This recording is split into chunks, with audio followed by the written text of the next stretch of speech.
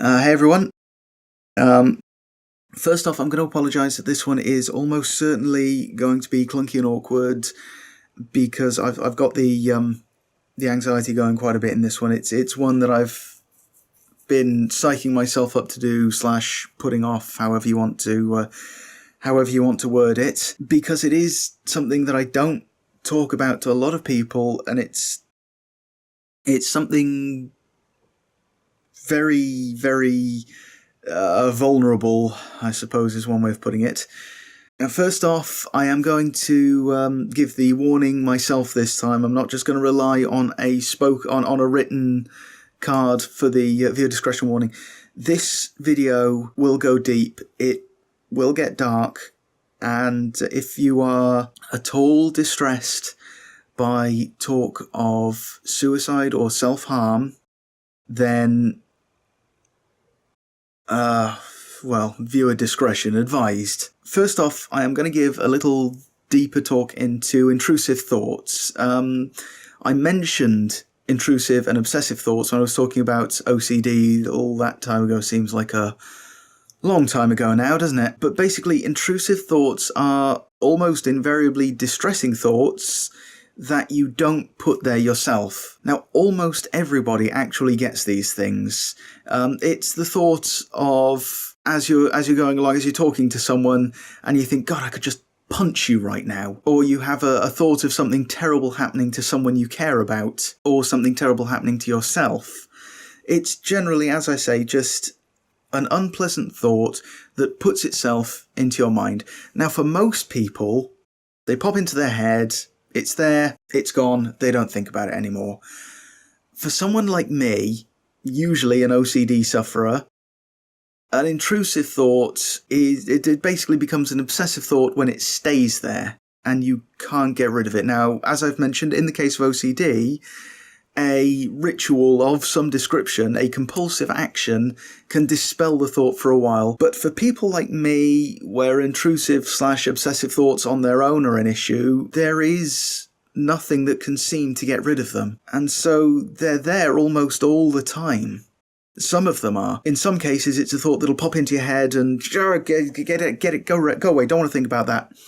Although some say that sort of shaking your head and just trying to push it out is the compulsive action, which gets rid of it temporarily, but it's back later.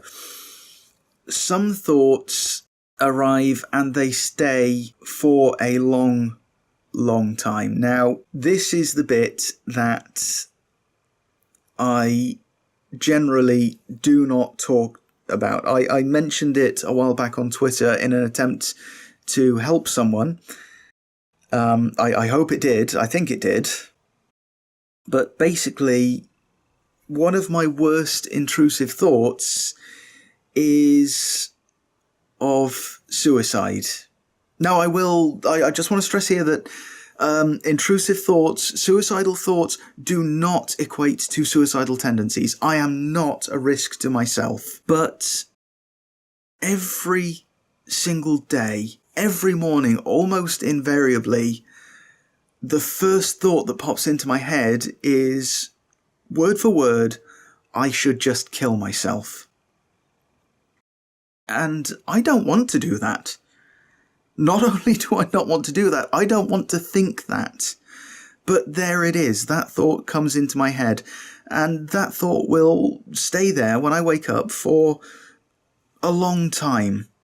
It may well be the cause of the wave of depression, it may be related, it may be a result of the wave of depression, I don't know. But even when I'm not actively being battered by the depression, when it's pushed down to just that little constant niggle in the background, I still get these thoughts throughout the day. Several times a day, I will think I should just kill myself.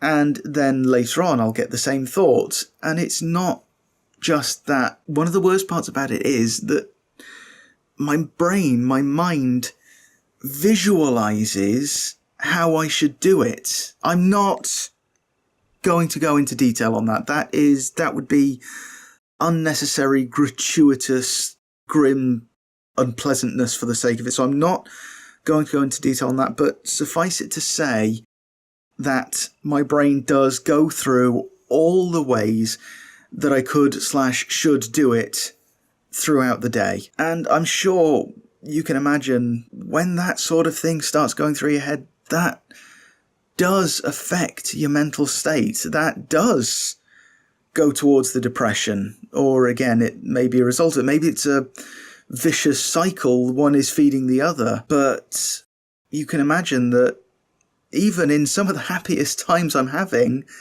that thought of I should just end my life will pop into my head. I mean, I try not to let it show. I mean, here is a confession, is that the brony meets that I go to, and I know that some people who frequent them also watch this, they are, as I say, some of the high points of my time. And yet, even while I'm there, from time to time, I will have these thoughts come into my head. I try not to let it affect me. I may become a bit distant at times while I'm trying not to focus on it, or while I'm trying not to let it affect me, and ironically that is causing it to affect me. But it has happened. I have, to a degree, become adept at just pretending they're not there and carrying on as normal, but when they start coming thick and fast, it does affect me when I'm around even people who bring me great joy to see. And one of the worst parts, again, is that some of these intrusive thoughts, and I know they are intrusive thoughts because I don't think like this myself, one of these intrusive thoughts is that the rest of the thoughts might not be such a bad idea. Again, I want to reiterate, I am not a danger to myself. I have no intention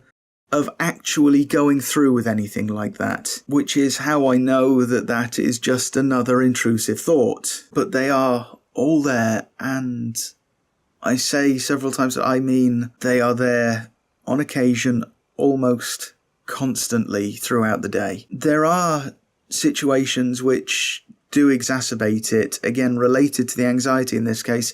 If I feel I've done something that I should be ashamed of, or I've upset someone, or I've embarrassed myself in some way, the thought will pop in there, well, you know what, if you just took your life, that wouldn't be an issue anymore. And it all just ends up feeding off itself and off each other, and I don't know how to deal with it. I have tried the therapy. Again, there's an exercise, sort of a meditation exercise called the leaves on the stream, where you picture yourself by a stream and these thoughts are on leaves that are floating by. That way, it's about looking at them rather than through them, looking at them from the outside rather than through them from inside, so you can see that they are just these thoughts and that they don't actually mean anything. They're there, they pass by, they're gone. And again, that did help to a degree for a while, but it's one of those things that has become trickier as time goes on. I've mentioned an incident that happened when I was working for one of the big six energy companies. This is, I won't name them because it's actually nothing to do with them. It was one of the other recruits that I was going with, but it was while I was receiving the therapy and managing to get these thoughts under control.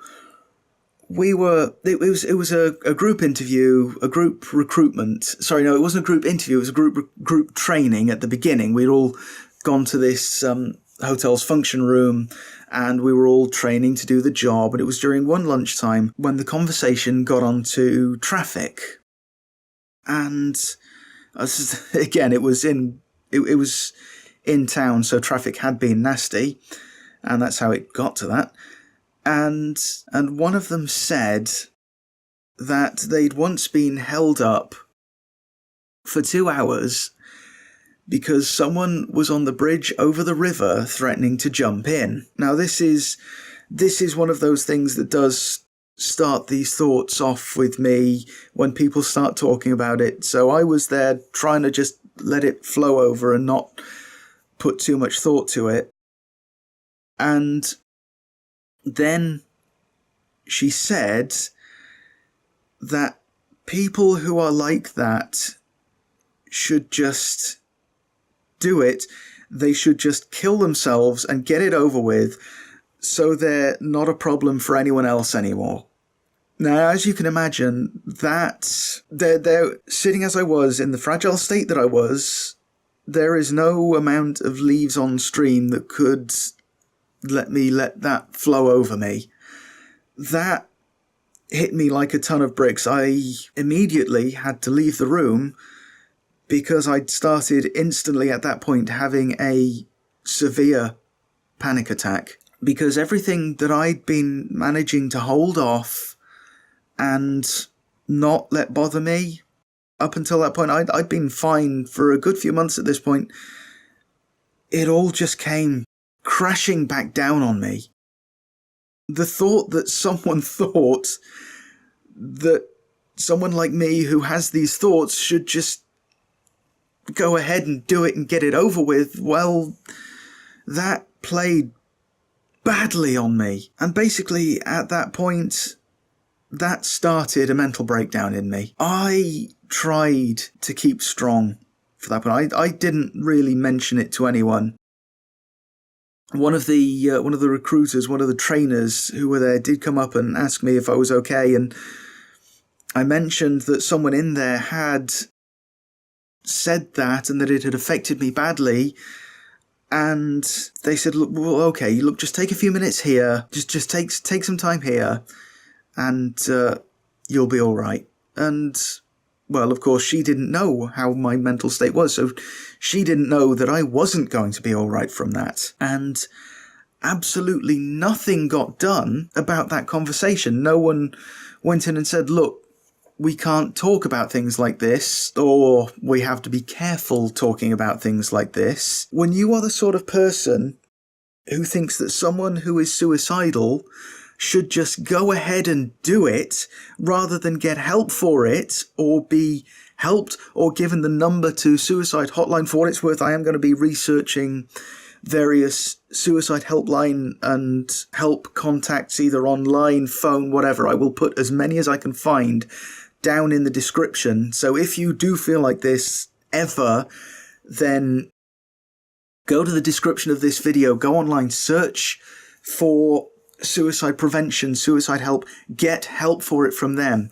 Do not listen to the idiots who can openly say things like, if someone is feeling suicidal, they should just go ahead and do it and stop being a burden on everyone else. But anyway, because of what happened there, I ended up still carrying on with the job. Now, I will say this was a job on the phones. I have mentioned in previous videos, in my anxiety video, that I have serious difficulty using phones. At that point, I was actually getting to the point where I would have been able to manage it, I think. I can't know for sure. I never had the chance to try that theory out. But because of that, there was not a chance in hell that I was going to be any good on a phone. So they sat us in that call centre when it came round to it. And normal procedure was to train people listening to other employees who were already working there for a week, get the hang of the pattern, get the hang of how it goes, then put them on the phone to try it. No, it just so happened that this time when I got there, the first day that I got there, it was a case of, right, we're changing procedure. Now it's going to be give the script a read through, listen to someone on the phone once, then give it a try. Great, so I'm not going to be able to ease into this even slightly then? And no, it was a case of read, listen, on. So that just piled on top of it and piled on top of it, and every single day there became an absolute hell. I woke up in the morning and the first thing I would do is regret waking up. Again, this was one of those situations where I didn't want to die, I just wanted to stop existing. But no, of course, every day I woke up and the thoughts that I should just end my life would come, and the depression would come, and the realization that I would have to go back there and be on the phones all day, working on the desk next to the person who had put me into this position anyway. And of course, I couldn't say anything. Again, social anxiety, what am I supposed to say? Oh, by the way, you ruined my brain. You've made me basically worthless and useless. I couldn't say that. I couldn't go to a superior and say it. I couldn't say it to her. So no, I basically had to just sit there and take it. And every time that the earpiece would beep and there'd be someone on the other end of the line, it's, oh, hey, look, here's a panic attack. That's great. Let's do the job while I'm having a panic attack. And I'd get through the call. And when that was done, there'd be another one and then another one and then another one for 8 hours a day. And again, that was all just piling on top of me. During all that time, actually, I did that. That is when the worst of the scratching on my arms occurred. There we go. There is one of the scars that is always mocking me. Most of the scars that I've got on my arms and occurred while I was doing this job, because on the bus in, I'd just be constantly thinking about it and getting closer and closer. And while I was thinking about that, my body was just scratching away and scratching away and scratching away, and I ended up arriving with abrasions all up and down my arms where my skin had just been taken away. And at one time, because they were on my wrists, because several of them were over my wrist at the time, and they'd scabbed over, when I moved my wrist, they would occasionally crack and start to bleed. And one of the people I was working with actually put in a complaint about that.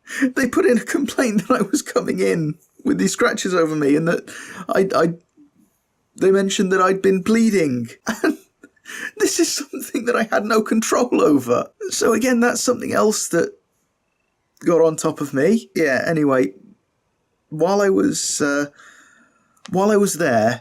I still don't get me wrong, the job was very, very difficult for me, but I still threw myself into it. And I did the very best that I could for the customers. And I would go above and beyond to make sure that the caller, got what they needed. It actually got to the point that people would call up asking for me because no one else could help them. No one else would do any good for them. And the problem is that it was because I was stepping outside of procedure to do it. And the reason I was stepping outside of procedure to do it is because procedure was bollocks. Procedure was that when someone called up with an issue, we would have to take down their details, write out a slip. In the beginning it was write out a slip, deliver it to the appropriate desk of the people who were dealing with it.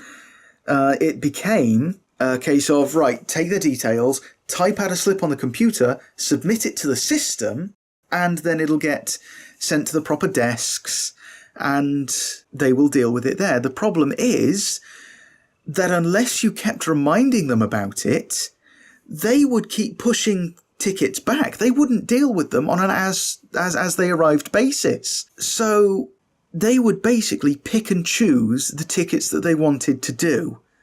And I know this was the case because one of them on the desks, they kind of admitted it to me. So, of course, if you sent a ticket over, you had no idea when it was going to get dealt with. So I ended up basically going back to the original system of, right, someone's called up, they need a solution, I need this dealt with so that they can be happy. So I would write out again the issue, take it over to their desk and say, look, this guy has been waiting for a call back that he was promised, and he's not had it yet. Yeah, that we had to schedule callbacks, and people just wouldn't get them. So I would have to, again, go over and say, look, need this dealt with, can you call them? So, oh, yeah, sure, no problem. And they'd call them, and no one's ticket got pushed back. And it was a miracle because people were actually getting happy with the service they were receiving for once. And my manager called me into his office and sat me down and basically had a go at me, not had a go, but subtly had a go at me for stepping outside of procedure. And again, I didn't really want to explain, again, social anxiety, didn't really want to explain that, yeah, that's because procedure is bollocks and it doesn't work, and customer satisfaction is suffering at a time when we're trying to bring it up. I mean, I tried to mention these things, but I got them across as best I could in the stuttery, stumbly best I could, but I basically got told, right, from now on, you need to stick procedure and fill out the computer form. And okay, great, filled out the form.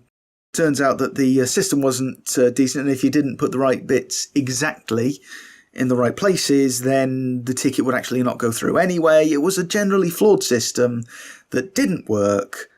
I got stepped around procedure to get it to get it done, but no, I had to stick with that. Customers were suddenly getting dissatisfied because I couldn't get them what they needed anymore, and it just continued going downhill from there. And what did it in the end is that I'd been unwell for a couple of days. I got a bit of a stomach thing going on, and throughout the day, I, not to put too fine a point on it, had to step to the bathroom a little bit more frequently than I usually would have. And at the end of the day, this was a few weeks later, at the end of the day, my manager called me back into his office again, sat me down, and explained, again, wasn't having a go, explained very calmly that everyone else had been away from their desk for 10 minutes on average 10 minutes longer than their allotted breaks. And I had been away for 20 minutes longer than my allotted breaks. And I tried to explain to him that it was because I was ill and I needed the bathroom more frequently. And he said, oh yes, I understand that, but you do need to try and stay at your desk as much as possible. And that just did it for me. At that point, it was obvious that they actually did not care about me. They didn't care about me.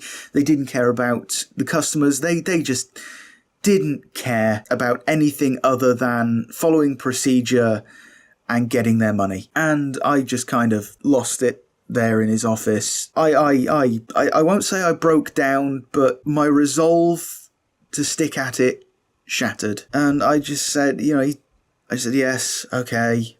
And he said, now, do you think that's fair? And I thought, no, it's not fair.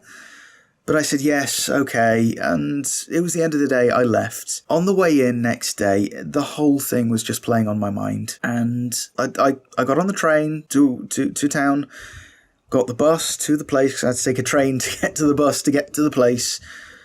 And as I was getting closer and closer and closer, it was all getting heavier and heavier and heavier on my mind. And I got there, and I couldn't step into the building. I got to the door, and I stood there, looking at the door, and all the time I was looking at it, my brain was saying, if you go through that door, you're going to go up to that third floor, and you're going to jump off. And it was just so matter of fact that my mind was telling me that, you're going to go in there, you're going to climb those stairs, you're going to step over that railing, you are going to jump off, and you are going to land on your skull. And, of course, again, it was playing the movie of how it was going to go down, and I just turned round, sat on the curb, and I literally broke down. I broke down into tears. There was no way I could step back inside that building. Yeah, I should mention, I had stuck it out. Yes, I will say I had stuck it out for about 8 months at this point of that every single day. But I was just sat there on the curb, just broken down, crying. There were a few people who stood by looking, wondering, obviously wondering, well, should we do something? Should we say something?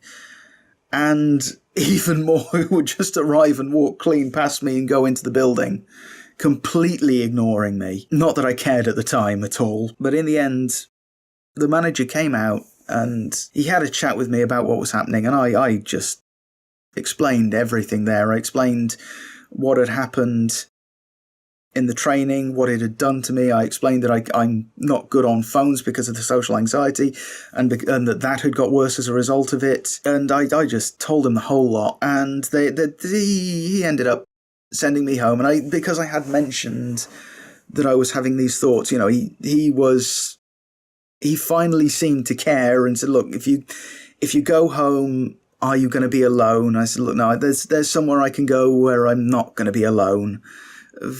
Not that I actually, as I say, was a risk to myself. As far as I'm aware, I actually don't know what would have happened if I had been alone for the day. I'm almost certain that I would have been able to relax a bit that I wasn't there and recover from the thoughts. But I did end up spending the rest of the day with people anyway. And I went to the doctor the next day, and the doctor basically heard what I had to say, immediately signed me off with anxiety and depression.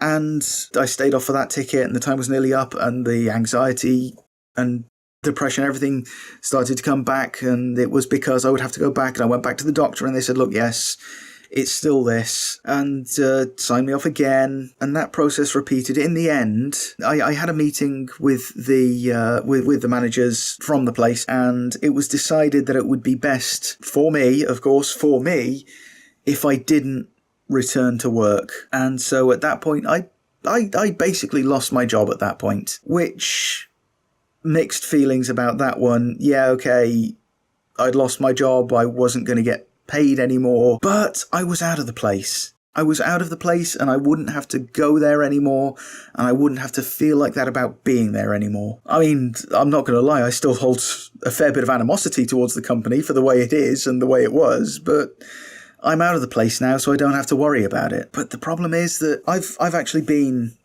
on ESA since then, and every time I think about going to a job interview or anywhere like that, I end up having another severe panic attack, and I just worry that I'm never going to be able to handle that world again. It's one of the reasons that I'm hoping the vlogging and the reaction episodes and all that stuff takes off, because, hey, then I'll be my own boss, and I'll not have to worry about situations like that ever again. I'm not delusional, though. I know there is a big chance that it's going to go nowhere, and I'm going to end up having to re-enter that world and go back into that whole situation, and that's already giving me a panic attack there.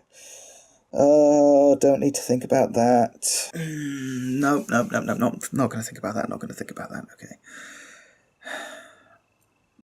But that is basically the situation that I've been left in because of it, and as you can see, this has been quite a heavy episode, so I hope you can understand why I left it until almost last, and why it took me this long to psych myself up to do it. Now, this one has been a difficult episode to do, and I am certain that I will have missed lots out, so if you have any questions about it, stick it down in the comments and I will answer, because it will help me to talk and again get these things out there. But yeah, well, I hope this hasn't been too heavy for you, and if you haven't been able to sit through the whole thing, well, you're not going to hear this bit, but yeah, I understand if you couldn't sit through the whole thing. Well, I'm going to go and do something to try and cheer me up, and I will see you guys next time. Bye.